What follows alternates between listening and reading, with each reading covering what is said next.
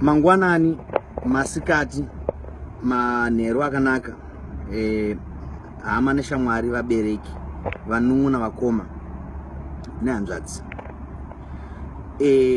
Toda kuti tizivisane kuti chii chinombonzi bond note. Bond note riri kunzi ruda kunzwa nehurumende yeZimbabwe. Chii imhuka yerudziko inonzi bond note? Munhu here? Ndiye here bondi wataiona mabhaisikopu? Ngatizivisanei, hatidi kuzoona kukosha kwechikorobho tarasa mvura. Bond note ibepa raunopa munhu waunenge wakumbira mari kana wakwereta mari. Paunenge wati ndiri kukumbirawo kunyorwa kumusana, bepa raunonyora wopa munhu iye achikupa mari ndiro rinonzi bond note. Bond note katsamba kechikwerete kekuratidza kuti ndakumbirawo mari, ndakwereta mari, ndichazodzosera mari yenyu muzuva rakati. Bond note haisi mari vabereki. Ngatisanyeberwei.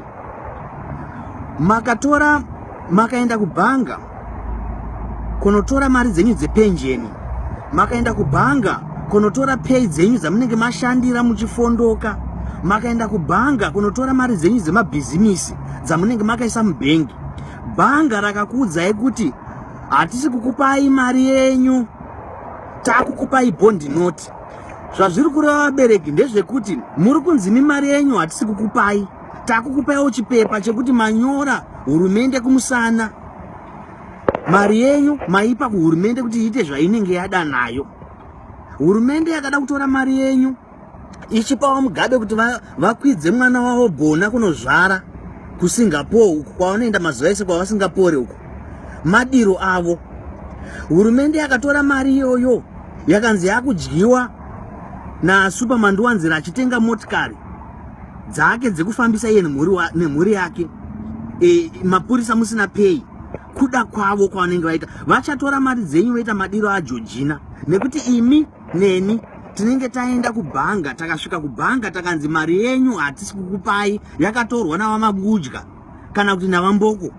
Ndo vakatora mari yenyu, takukupaiwo chipepa chavakatipa ichi kuti timbobatai nepapapa, mari dzenyu tatora, takuita zvatinoda nadzo.